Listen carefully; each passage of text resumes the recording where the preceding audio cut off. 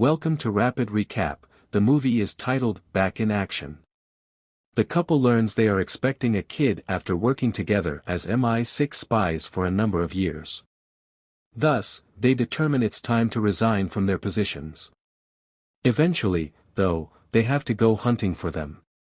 15 years prior to their retirement, Matthew and Emily get a call from MI6 headquarters informing them that their target is celebrating his 8-year-old child's birthday in his residential complex. When they get to the scene, the two pretend to be French arms merchants in order to pass as a French couple. They are able to do the role flawlessly. So that they may enjoy the party and their target, Gore, a weapons dealer, won't suspect anything. Emily uses a device to scan her arm using his previously used handshake in order to obtain her fingerprint, which she then uses to access a device called the ICS key, also referred to as a master key. A whole city might be destroyed by anyone with the key. The mansion's security arrives when the alarm goes off, but the couple swiftly removes them, proving they are too strong for them. Chuck, their mission leader, instructs them to arrive at the extraction rendezvous spot as soon as possible and to keep the retrieval of the ICS key a secret from everyone.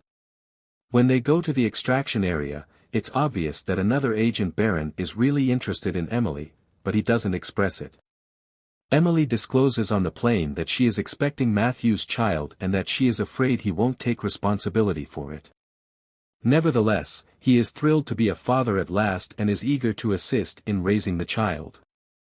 He requests that the flight attendant offer them champagne to commemorate the occasion. When Emily notices something strange, she wants to use the restroom but is denied access. Before they can react, the flight attendant grabs Emily from behind and insists on getting the ICS key. Matthew pulls it out carefully and tosses it to him. The steward releases Emily because he is distracted by it, and they swiftly seize him and throw him away. It turns out that everyone on the plane is a villain, and a fight breaks out. The air host finds the gun and loads it, but Emily disarms it before confronting the villains. He's going to shoot Emily, but Matthew stops him in his tracks by grabbing him from behind. The air host holds onto the key as the plane splits in two when the bullet strikes the pilot, causing the plane to crash onto a mountaintop without any control. The plane is on the verge of hitting rock bottom before they realize what's happening. When Matthew notices this, he snatches a parachute and hands it to Emily. As he prepares to commit himself, he advises her to look after herself and the child because it's the only one remaining. As they glide through the snowy mountains, Emily catches him by the thigh and ignores his foolishness. Now that they're expecting a child, they really don't have to continue being spies, Matthews remarks after landing safely. Headquarters would assume they didn't survive the plane accident, so here is their chance to live off the grid and begin a new life together. With 2 children named Alice and Leo, the couple leads a contented family life. They are occasionally afraid to address Alice when she is being rebellious since she is a headstrong teen. However, she is intelligent enough to recognize deception. For example, when she overheard her father criticizing them for misrepresenting who they really were in Russian. Emily attempts to be kind to her daughter in the car by asking if they might go to the movies later. She says she has a reliable date with one of her friends who is coming to school. The pair utilizes binoculars to gain a better view as they watch their daughter kiss her boyfriend. When Alice notices this, she confronts them because she believes they are behaving strangely among her friends. Emily is constantly griping at home about how much she loves her daughter, whom she never even got from her mother. She learns it's her daughter's PC when she hears a beeping sound. She tries a number of different passwords before figuring out the correct one after spotting a scratch paper behind the machine. Matthew joins her. Then she makes the observation that Alice might be deceiving them. They should always keep an eye on their children as spies. When she eventually inputs the password, she finds that, as she had previously stated, Alice is somewhere else and not at her friend's house. They eventually discover she's at a club by using the GPS tracker on their phone. When the couple arrives, they advise their daughter to leave, but she reveals she has a phony ID that lets her into the club and notes that other children her age are having a good time as well. Just then, a man approaches Emily, referring to Alice as a boomer and stating that she is not going anywhere. Emily is seized by the man as she begins to leave. Emily smashes the man's head on a platform after becoming enraged and grabbing him by the throat. Matthew is forced to fight in the ensuing heated altercation. In the end, the couple crashes the celebration. When Matthew sees a child filming them, he takes his phone and erases the video. They quarrel in the car about her making up the fact that she was studying at a friend's house. How her parents were able to fight like they did in the club is what she's most interested in. Once more, the pair tells her a falsehood, claiming that they have become excellent protectors after learning a few moves during a taekwondo class. Emily returns to her room after refusing to trust them. As they talk about it, Emily can't help but think back to their earlier days as spies. In an attempt to defuse the situation, Matthew tries to reassure her by telling her that they chose to have a family and so left that life behind. Matthew fights with her to lighten the atmosphere. Alice accuses her younger brother of disclosing her whereabouts, but he disputes any participation. Even yet, he's glad she's grounded. Chuck comes to visit them the following morning. When he is startled to see him, Matthew says he found them online by watching a video of them assaulting some men in a nightclub. He also reveals that they were introduced to and collaborate with Gore via Baron, one of their co-workers. He's watching out for them and believes they need to get to a secure place because their house has been breached. He gets shot down by a sniper before he can finish speaking. Some mercenaries then enter the battle and begin firing intermittently at them. Fortunately, they are able to avoid the bullets and escape with their car to pick up their children from school. Matthew admits he has the key and didn't give the host the correct key during the plane incident while he's attempting to get away from the assailants. He admits that he concealed it at Emily's mother's English home. It makes sense that Emily is upset that he kept everything from her. Matthew fills a diet soda with Mentos and hurls it at the criminals when a car gets too close. They lose control because to the splash and are thrown into the air after colliding with a vehicle. They head straight to the airport after hurriedly picking up their children.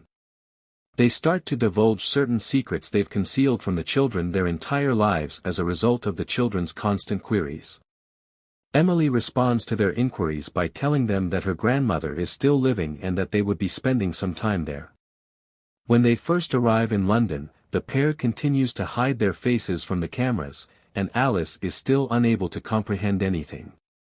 They swiftly ride a bus to a remote parking lot where they steal a car and claim that their personal driver left it there. In order to determine their present whereabouts, the Baron follows the camera footage to the airport, where some of Gore's men are also following them. To prevent being monitored, the couple urges their children to turn off their phones while they are in the car. They choose to visit a petrol station when their fuel runs out. The children start arguing about who their parents really are. They are startled to discover that they go by different names on their passports. On his play switch, one of the children even searches for their last name online, only to discover that it is the identity of a deceased person. The couple starts planning how they will evaluate the situation. According to Matthew, in order to obtain immunity, they must obtain the ICS key and provide it to MI6. Just then, some Gore's men show up at the petrol station. As their children look on in wonder, wondering whether their parents are actually performing those antics, Matthew uses a gas pump as a flamethrower to ward off the evil men, and Emily gladly fights them hand to hand. Following the altercation, the couple hastily loads the children into the car and leaves. When Baron and his agency approach, Matthew tries to put up a barrier between them by shooting at a truck that is transporting large pipes. The truck falls onto the road, preventing Baron and his men from pursuing it. The children are determined to find out who their parents are while they are in the automobile. Matthew admits that they are spies for the CIA, but that was in the past because they are no longer able to protect themselves. Matthew takes his son's switch and throws it over the street after discovering that it has a Wi-Fi connection. A gunshot reverberates through the air as Emily arrives at her mother's house, indicating that Grandma has just shot down a harmless bird. The mother and daughter get into a furious dispute, but they decide to take it indoors. By disclosing their actual purpose for being there, Matthew attempts to defuse the situation. Grandma's beloved, a middle-aged man named Nigel, enters to greet everyone at that point and requests that the children call him Grandpa. In the meantime, Baron, assisted by his companion, is able to locate them after learning that Emily's mother was formerly employed for MI6. In an attempt to impress the children, Nigel shows Leo his school supplies and notes that he also creates computer code in his unique area. At last, Matthew tells Grandma that he just came for the key, which he had hidden in his property. After another furious exchange, Emily admits that her mother never supported her during her childhood. Grandma responds by claiming that her daughter despises her. In order to avoid their notice, Alice surreptitiously overhears the talk and then departs. Grandma says she has always made an effort to manage her career and motherhood, but Emily insisted on attending an American boarding school. While Grandma spends time with her grandchild, the couple goes in search of the key. In the meantime, armed militia members are able to enter the compound. The pair gets the key, then hears some disturbance outside. When they finally enter the house, they are startled to see Grandma and Nigel both bound. They swiftly cut her loose, but Chuck's men encircle them in the process. He confesses that he visited them during that period, and they are startled that he is still alive after witnessing his death at the hands of a sniper. They were using phony snipers. He genuinely wanted them to bring him to the keys because he always knew they had it, therefore everything has gone smoothly so far. Additionally, he reveals that the CIA sacked him after blaming him for losing the key after they vanished for 15 years. During the procedure, in an attempt to regain everything that he lost, he is now going to sell the key on the black market. Grandma is checked on by a bunch of armed guys, who believe she is still restrained. She uses a tranquilizer to put them out while skulking around undetected. She battles the other armed man when he arrives, and a gun goes off, striking Nigel in the arm. The couple swiftly disarms a few guys using the distraction, but Chuck orders his men to take the children as hostages and cautions the parents not to do anything foolish unless they intend to hurt their children. After that, they are knocked unconscious from behind.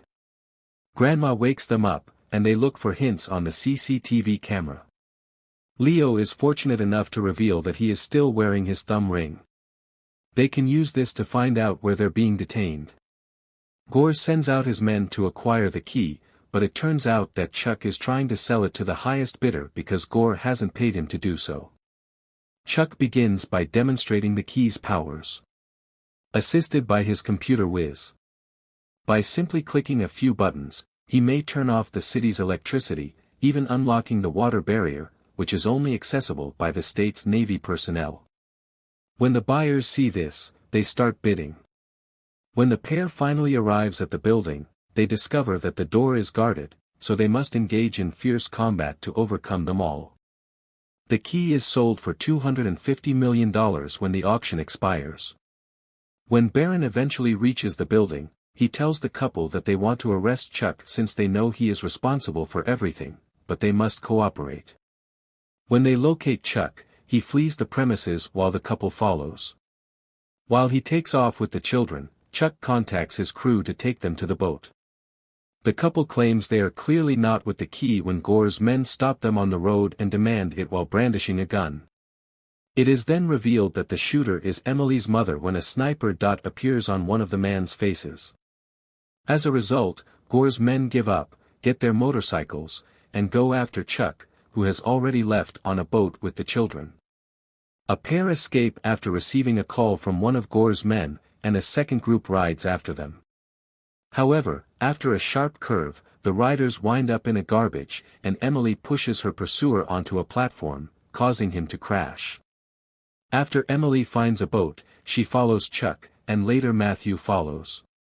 When one of Chuck's men with the key is asked to accompany them, Nigel is unable to watch helplessly and drives quickly enough to collide with the car, knocking the driver out.